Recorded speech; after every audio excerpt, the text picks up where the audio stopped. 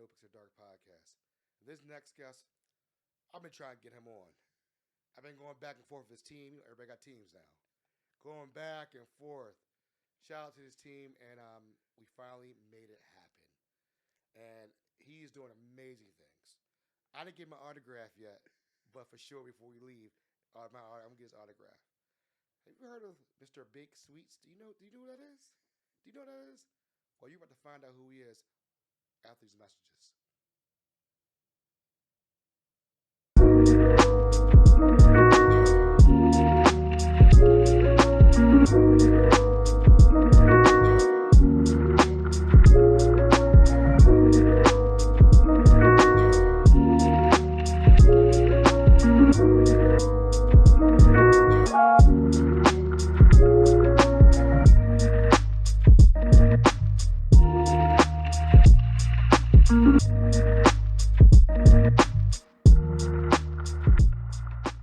When you give to United Way, your gift could be the first spark of something bigger.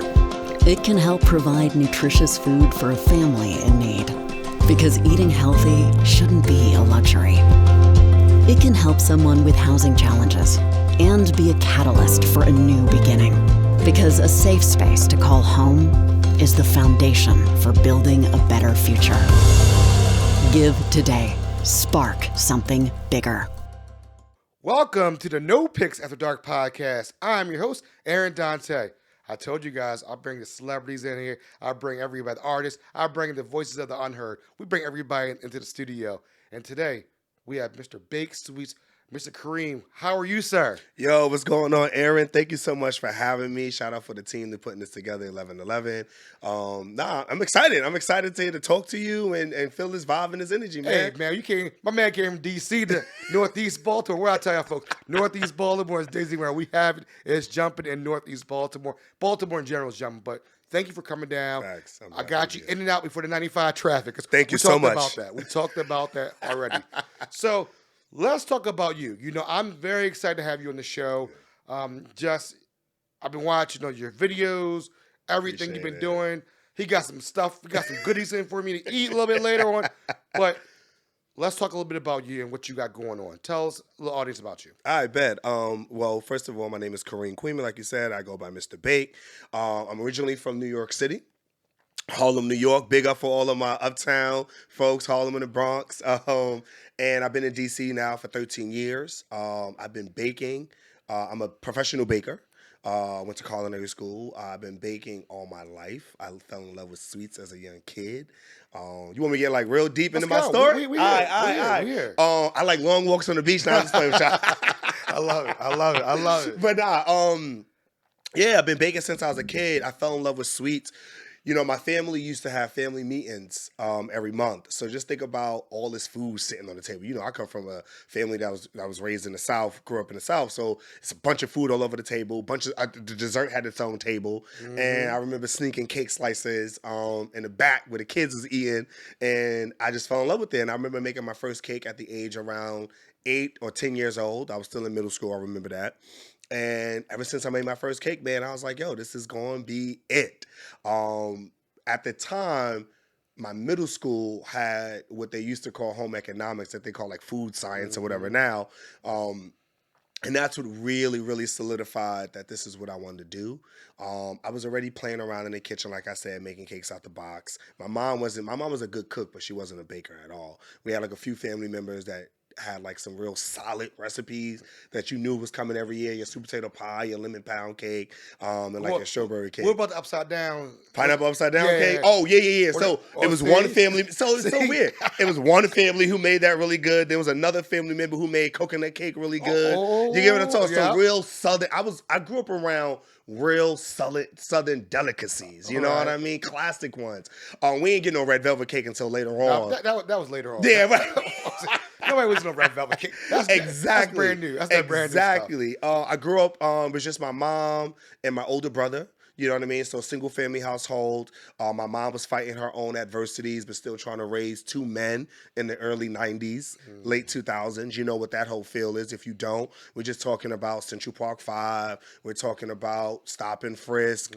You know what I mean? We're talking about, the AIDS epidemics, little kids getting snatched up. So it was a rough time growing up in New York City to parent 2 black boys. So my mom parented a little hard.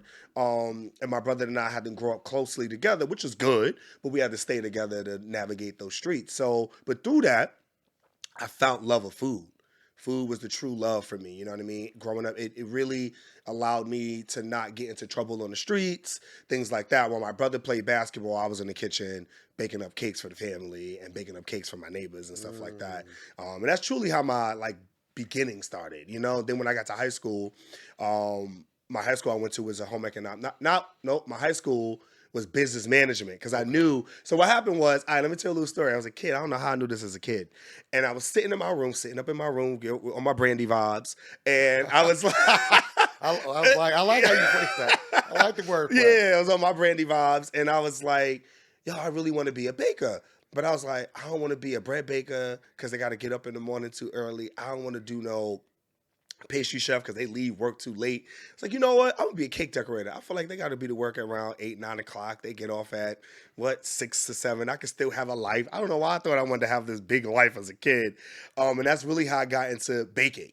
I like baking cakes. I was like, I'm gonna do cake baking, and that was it. And I also wanted to create memories. I knew that desserts was always at the end of a meal, and I knew that people would remember how food made them feel. I was like, I love the way that cake or that brownie or the ice cream really hit on my palate. Like, I'm gonna go back and get that. If the food was whack, if the service was trash, but that cake or that dessert was on point, I'm gonna go back and do that. So I built a business and moved through a passion based on those emotions. I was going for people's emotions as a young kid. You're going through all this. Yeah, as a kid. No, as a kid.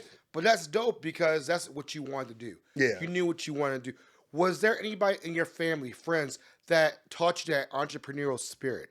Like, where did that come from? Because I always wonder, where does that come from? Yo, to be honest with you, I ain't have nobody entrepreneurs in my family, bro. Really? Nobody owned their own anything. We barely had many people that graduated college. Let's be honest. Okay. You know what I mean? And I think it really was just instilled in me. You know what it was? The area in which I was raised in. Okay. I was raised in adjacent to Hood.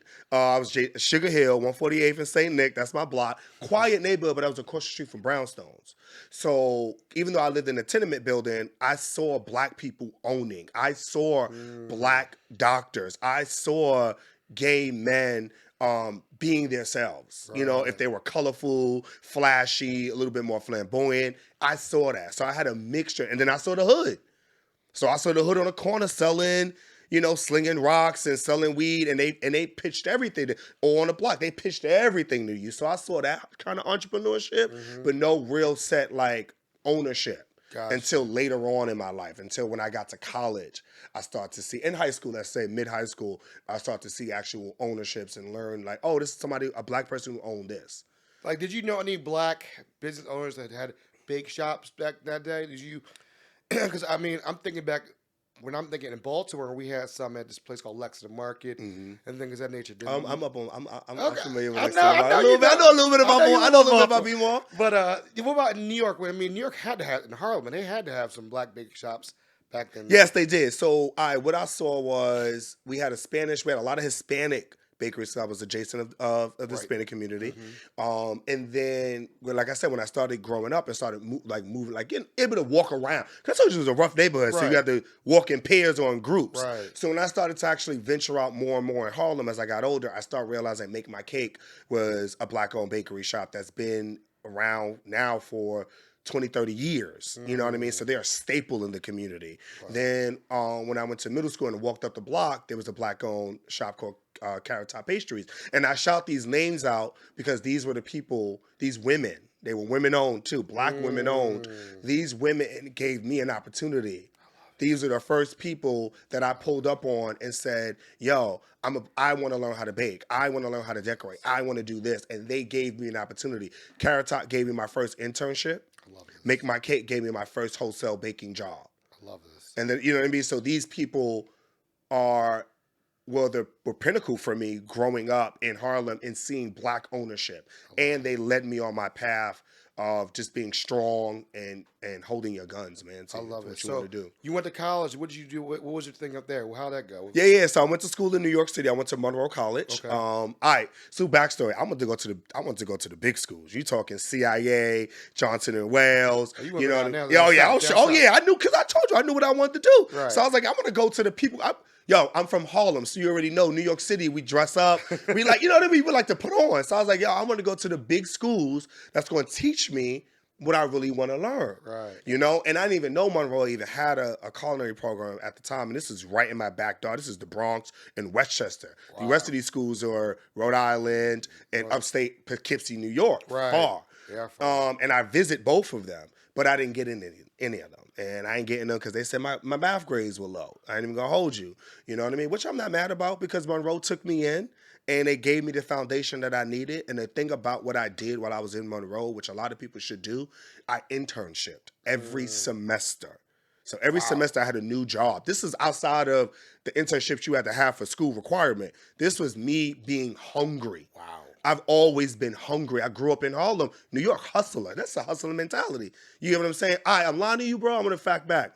You said, did I ever see entrepreneurship? Miss Cassandra Robinson. I shout her out because she used to, if you've been to New York, especially back in New York, or just New York now, you see a lot of people hustling and selling candy. Right. The Asian Americans or Asian community would sell the yo-yos and batteries on the train. Right. And then she used to have a shopping cart full of all these kid treats, you know, like your balloons, your little click-clack games, your little plastic things. And then she would go to all of the street fairs, the parade routes, and roll her cart around. That was my first entrepreneurship that I saw. And I was like, I want to be like her. She's a hustler. She's a go-getter. That's how she was paying her rent. I love it. Yeah. So I had to shout out Miss Cassandra. No, you're good. Yeah. So Monroe, you're back at Monroe. Yep, Monroe. You're doing internships. You're going to internships every semester. Yep. You're doing that, and at this point, you're like, all right, where's your mental state? You're like, you're hustling, you're grinding, you're doing what you got to do to make it survive because you want to do this. Yep. Where was that point where you're like, that turning point a little bit? Where was that like, I'm starting to make moves? Like, when did you start figuring that out? To be honest, it wasn't when I was young, man. Even though I felt like when I was younger, now that I look back now, I was moving through survival mode, man. Okay. Even though I had a passion and wanted to do something, I still had this mentality of I'm running away from, you know, the conditions I lived in my environment, or, you know, running away from my sexuality. As being a black gay man. I can say that comfortably, but back then it was like, I'm bisexual, or, I'm uber masculine, and, you know, my pants were slack, my hat was backward. I was trying to fit the bill. You were hiding yourself. Yeah, I was trying to fit the bill. Yeah. So I was fighting a lot of different things at the same time, to be very honest with you. So it was a lot of survival mode. It was a lot of learning mode. You know, the change for me, I've always challenged myself. It was like I was teeter-tottering on the fence, like they both was coexisting. Like I was real passionate about wanting to bake, but then I was still afraid and didn't believe in myself. If I could be real honest with you, man, because I was doing cakes in the club at 20, 21. Wow. You know, selling to clubs for their birthday parties. I had wholesale accounts at a young age. You know what I mean? Like, when I sit back and think about it, I've been doing amazing things, but I didn't really celebrate those amazing things now. And I learned now, you know what I mean, how much more to celebrate those things. My real turning point when I was making it big or doing anything didn't really come until I moved to D.C. D.C. Chocolate City, D.C. back then. Yeah. It's not chocolate no more. We're going to talk, not chocolate city anymore, but let's talk about that. All right. Folks, after these messages, we're going to talk about D.C. coming from, he has a hustle mentality coming to D.C. Also, he's up for nomination for a James Beard thing. And we're going to talk a little bit about that. Yes. And we're also going to talk about him versus Bobby Flay on the Food Network. We'll talk a little bit about that also. Folks, we'll be right back after these messages.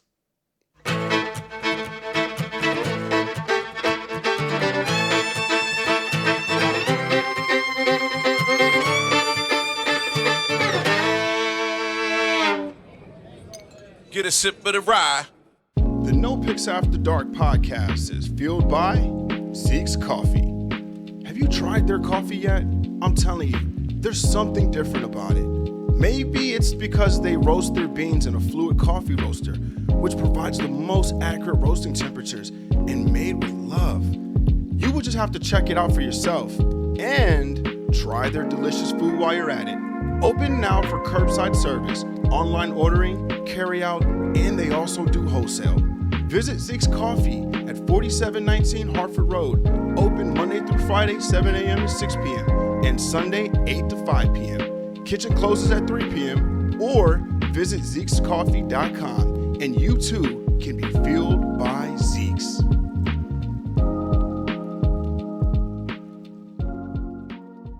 And folks, we are back with Mr. Kareem. What's going on, sir? Joe, what's going on? What's going on? How you I'm good? hot. I'm good. I'm I'm good. You got me enjoying this. warmed and ready. I'm ready to tell my story more. Hey, well, we're going to have a little sip. We're going to have a little sip. You We're gonna have a trying to little get sip me real? cool us down a little bit.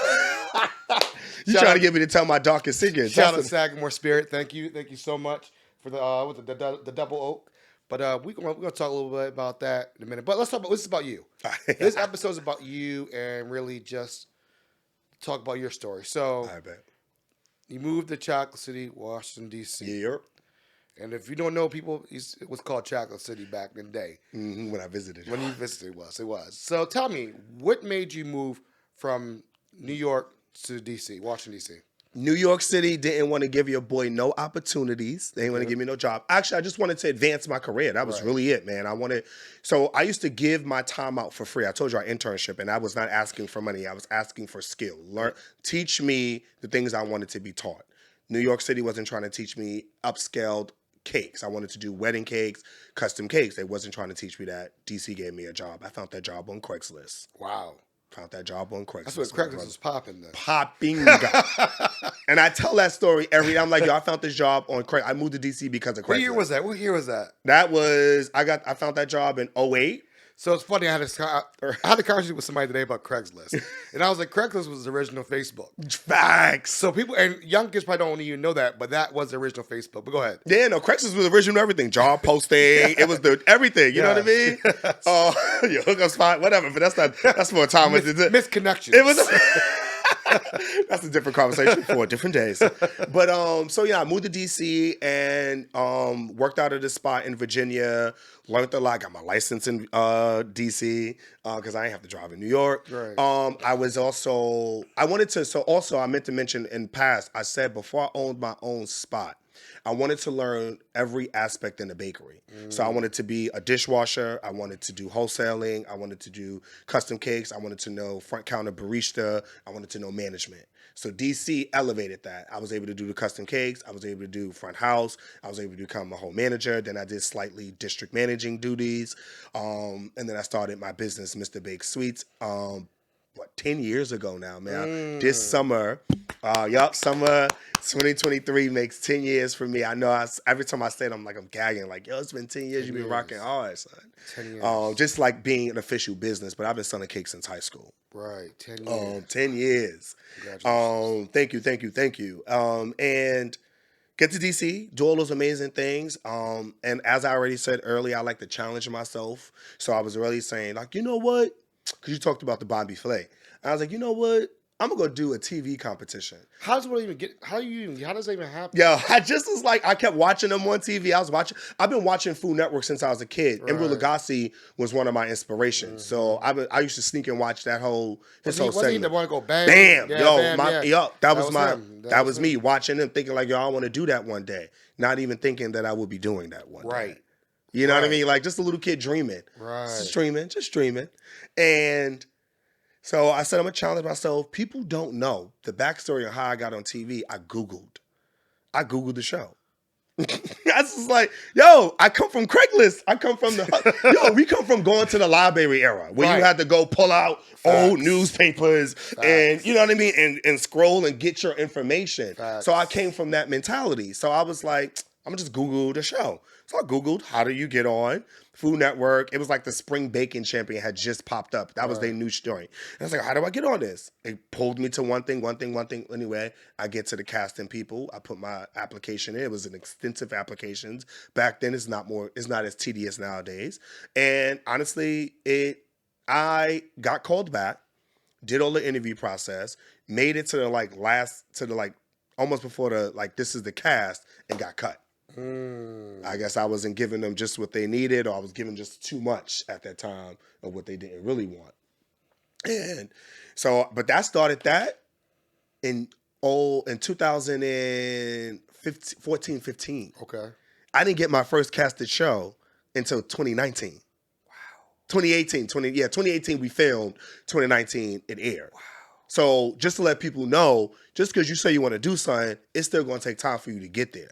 And then I actually taped the show in 2016, 17 that never got aired and had to wait a whole year before I did anything else. Wow. So a lot of people don't know that backstory on that. Wow. I've been hustling in this TV, trying to get this TV gang for a while. Then 2018, I do a Cake Boss show called Bake It Like Buddy. For those who don't know, the Cake Boss real name is Buddy Velasquez. Okay. So, well, I'm going to tell you. So I did that show. Uh-huh.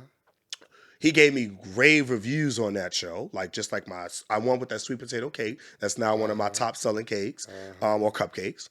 We won with that cake. And he was like, it's the best cake he's ever tasted.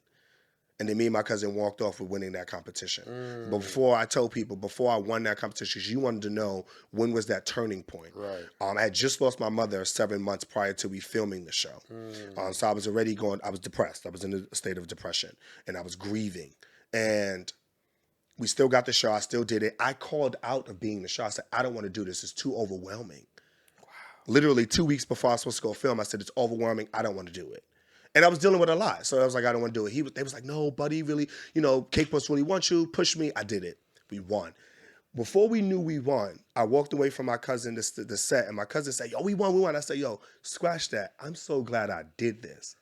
Because at that very moment, that man poured so much into me, to believing in me. Like, he was like, yo, this is the bomb. And they were scraping their plates on TV. And I'm like, I hope they put that on TV. Right? But I'm also like, that just gave me a real profound level of confidence. And then a few days later, I was sitting and I was like, yo, ain't nobody on food TV media look like me, act like me, represents my intersections. And my intersections is Black and gay. There's nobody. We know our Caller Halls. We know our Cake Bosses. We know our Ace of Cakes. Shout out to Baltimore. We know him. We know Bobby Flay. Yeah. Kwame Onwuachi, who's been popping these last few years. And the list can go on and on and on. But there's nobody that represents me. And I was like, yo, God gave me this. I said, you know what? I'm about to go kill it now. So I literally then strategically started to attack all the shows that I could. People would hit me up. I'm being mad extra nice to you. If you're a casting company saying, oh, I'm looking for this and this, you may not be a good fit. One person, she got me my first Food Network gig. I taped that show. I didn't win that show, but grave reviews. The freaking judges came to me and said, thank you for being here. I'm like, for what? I didn't even win the competition. They love the product and they love my personality and the energy I brought to the room. That gave me further reassurance that I'm on the right path. Then the judge hit me in my DM a month later. Show ain't even get aired. And said somebody called out of Beat Bobby Flay. She called me on my grandmother's birthday. My grandmother passed years ago, but my grandmother and I, our birthdays are 7 days apart. Called me on my grandmother's birthday and was like, we got an opportunity for you. I went to go do Beat Bobby Flay in New York City, in Harlem. I went that Monday night. They called me that Monday morning. And I filmed that show Tuesday. And I left New York City Wednesday morning to come back to work. Like, that's how that went for me. Did the Beat Bobby Flay episode, the most fun I've ever had on camera yet to date on a competition. Yo, the one, I was greeted by Black women. So that was beautiful for me. You know what I mean? And it was at the old 106 and Park building. Oh, so if you know 106 and Park, that's nostalgic for me. I've been in that building. I met AJ and Free. So I'm walking in. I'm like, ooh, it's in Harlem. Right. I'm like, ooh, I'm just ancestors. I'm feeling it. I'm like, this is the root. This is where the roots was growing downward for me before they grew up. You get what I'm saying? This is where the foundation started for me. That's where you from. You get what I'm saying? Right. So I had so much fun on that show. To the point where Bobby was like, I've never seen an in-studio audience go up for anybody like this. I want you back. And I was like, oh, this is one of the greatest in food and in television. Right. oh, this is what's up. I'm further reassuring I'm doing what I'm supposed to be doing. Then everything else just kind of falls into place. Netflix, another Food Network Canada, went all the way to Canada, shook that up. Didn't make that. Shook Netflix up too. And then I wound up 3 years later from being judged by the Cake Boys, I get the opportunity to be a feature judge on Buddy versus Duff, and I'm now judging him. And I just thought that was so beautiful and ironic. And I said, this is what it is. You get what I'm saying? And then after that, I just finished wrapping up my first another paid gig, you know what I mean? Where I'm on TV, Food Network / cooking channel, Bake It Till You Make It, and it followed 7 bakers around. And we was able to really just tell a little piece of why we got into baking. So get people into me a little bit more because they've only seen me in these like one-off competition shows. Right. So yeah. You just dropped a lot of fire. Like you just dropped a lot of fire. Yeah. Like I'm digesting it right now. I mean, what I love about your story, and like I told you, I was like, scanning you before. I was like, I gotta know everything, and everything you're saying. People don't understand it takes time, and you went through a lot of trials and tribulations, and people don't understand it doesn't happen overnight. It's not going to happen tomorrow. Facts. And even when you did it, the thing about it is that moment when you're like, I really don't want to do this. And it happens every time when you really don't want to do something. Absolutely. And you show up and you're like, I'm glad we did. Yo. And that's how, I could tell you a story about we went on a trip and I was like, bro, like, we got to go to Ocean City. Let's go. Let's figure this out. My guy and I, we went and just crushed it. They wanted to come back this year. See what I'm talking about? Because they were like, and literally they called me while I was on vacation, but I was like, man, I'm on vacation. Yeah. Do I really answer this email? I'm literally about to dip my feet in the pool.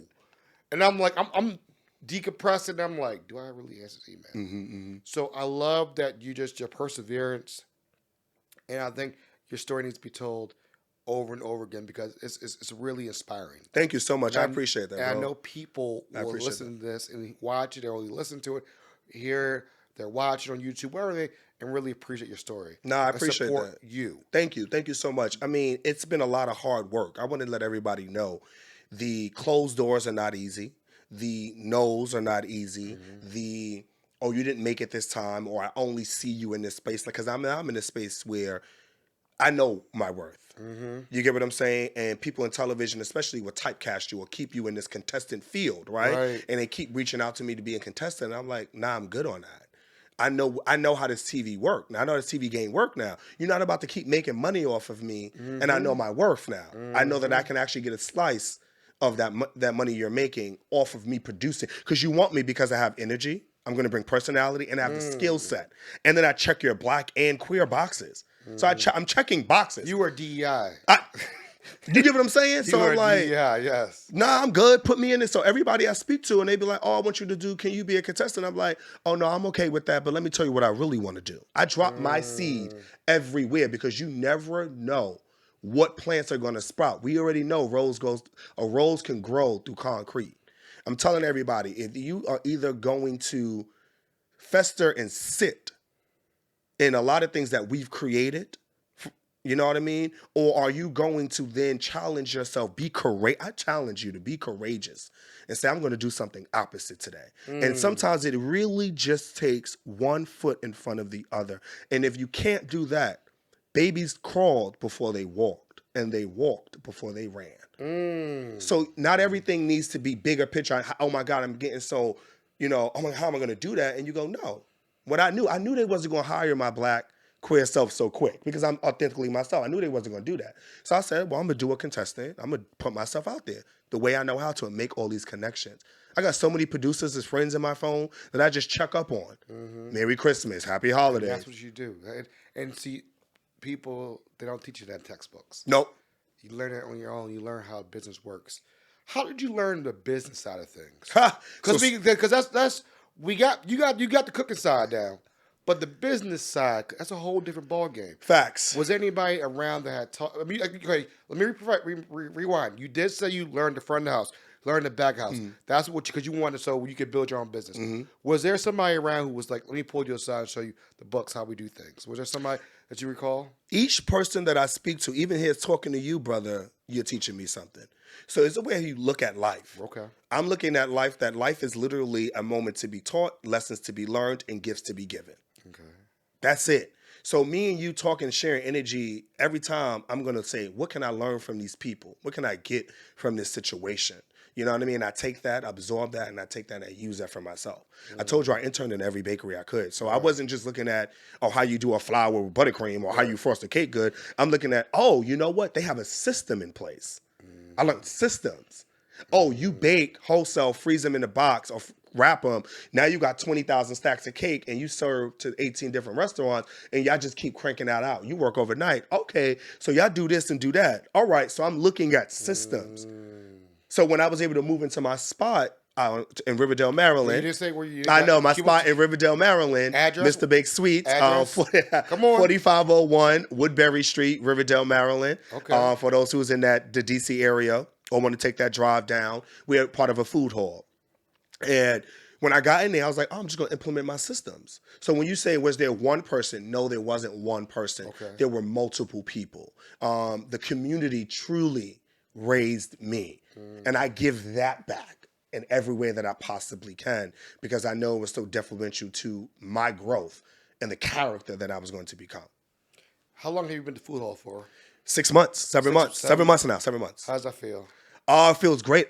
When I first moved in, bro, can I tell you, I was driving and I had a moment inside and I said, I'm living my childhood dream. And inside, I felt so good. And I felt like that little Kareem just jumping up in joy. You know what I mean? Did you cry when you saw your name, the business, and they cut when it was open? Like, how did it feel? What was that emotion? Like I said, it was emotion. I didn't cry. Come on, you didn't cry? No, I didn't cry for this moment. I ain't cry for this moment. Okay. I'm not an easy crier. Okay. Okay, I got you. I do feel my emotions, but I'm Right. just not easy on the crying. Right. I felt good, man. I felt accomplished. Right. I started that journey to be a part of that food hall in 2021. That food hall took a whole year and a half to open up. So I rolled that journey up until then. So a lot of people don't know you got to plant seeds once again and hold on to these things for this to matriculate. You know what I mean? Can I tell y'all real talk?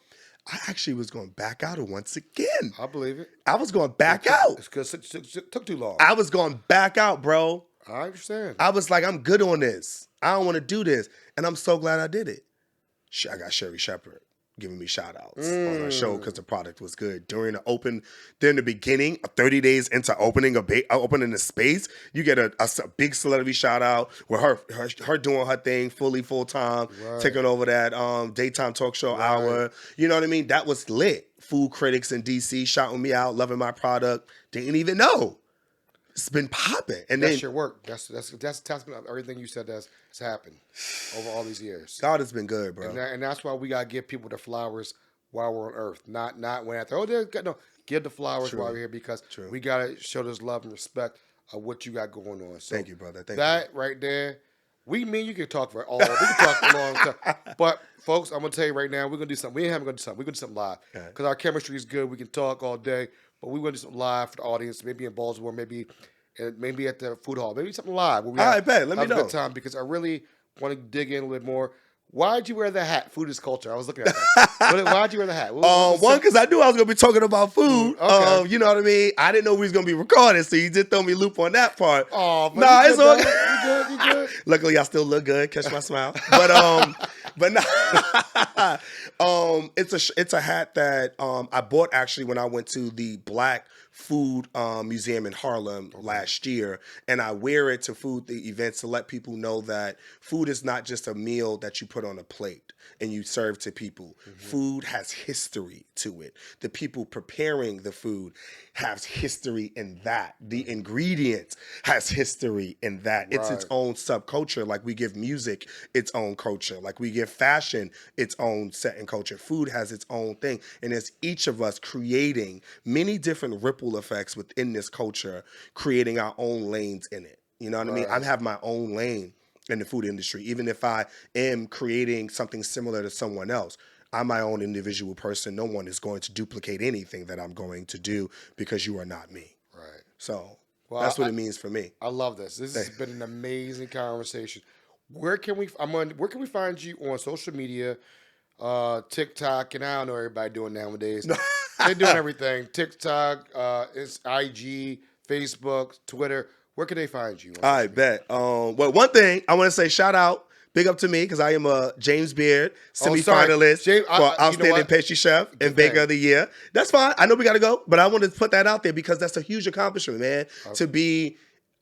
To just be accepted or looked at a higher, like you're creating change in the industry, man. Right. That's what my industry folks are saying. Like, yo, this man is making noise. This person is doing amazing things. Shout out to that, because there was at a point where I didn't believe in my abilities to do or to even be lined up against some of the greatest or some people doing other amazing things in their community. So shout out to that. Where can you find me at? You can find me on Instagram mainly as Mr. Baked Sweets. That's it. Mr. Baked Sweets on Twitter. I'm not really on Twitter like that, but you are more than welcome to follow me on there. And then Mr. Bake on Facebook, and MrBakesweets.com is the website. I like to keep everything simple for you guys. You truly can just Google Mr. Bake and Mr. Baked Sweets, and you'll find a plethora of ways to reach out to me. And I apologize to James Beard. We got to that. We got to talk about that. That's flowers all over. Nah, I appreciate that. No, that's a huge award. Yeah. And that's just a huge award. Yeah. Thank you, brother. And thank you. hopefully when this comes out, we'll have some answers for that. Facts. Hopefully Facts. we'll have the answers for that. Facts. So what we normally do at the end of the show is we do a sip of the day. Okay. And so today we're drinking Sagamore Spirit Rye, and it's really delicious. So cheers, and we'll do cheers. Air cheers. Air cheers. And enjoy. Thank you. Smooth. That is smooth. That's good. Tell people to drink responsibly, definitely. It's giving hairs on the chest, though. Are you all right? Relax. Yeah, this is real ball. This is what I should have drunk this on the way in here. This is Baltimore. This is giving ball. Yo, this is Baltimore for real. Shout out to them. Sagamore Spirit. Shout out to them. I do a real quick thing before we leave. We do a quick speed round. All right. People always like that. It's always fun. It's always fun to do this. So, you ready to go? Yeah, that's ready. That's what call me. Summer or winter? Summer or winter? Yep. Either or. Damn. Either or. You got one better than two. Winter. Okay. What's your favorite seafood? Shrimp. Okay. Have you ever had a Baltimore crab cake? I don't think I have, bro. We gotta get you on. I don't think I have. We gotta get you on. Okay. Next time, Baltimore. Facts. We're gonna get that done. Favorite item to bake? Cake. I started with cake. What kind of cake? New stuff. It's always new stuff. All right, you want? I got it. Give me one. I got you. It is my this apple pound cake I make with a praline glaze on top. I only make it 2 times a year for special occasions. It's chunks of apples, carrots, a cheesecake, strudel in between, and then it has a praline glaze, and then it's toasted pecans on top of that. I'm hungry right now. Smack. Oh, I'm done. Smack. Wow. Favorite R&B group? R&B group? Yes, group. Group. No, I got you on the group. I already know. Okay. And you were going to love it. Who is it? Drew Hill, baby. Oh! I love Drew Hill. It's going to be between Drew Hill and 112, and I was like, Drew Hill is probably my top. See, they were in my top 3, but they're not number 1, though. No, yeah, Drew Hill into 112 is my top. Jodeci's my favorite one. Oh, I can say that. Classic. Come on. Come on, and man. if you had to go to a concert, and you had tickets to, it's all on one night, same night. Okay. Madonna, Whitney Houston, Michael Jackson, and Prince. Who would you go see? Madonna, Whitney Houston, Michael Jackson, and Prince. Who would you go see? Wow. Yeah. One night, only show. One night. You can only all right. Real talk. I'm gonna say Prince. I feel like Prince is gonna. Prince is gonna give me a show. Even though I want to go see Whitney. But I think Prince is gonna give me a show. Like his band gonna show out. Prince is gonna show out. Literally show something out. Yes. Like Prince is gonna give me a show. I think I'm gonna go with Prince. All right, you're off the hot seat. That was that wasn't bad. All right. All right, folks. Thank you so much for coming on the show. I appreciate you. Love, peace, we're out.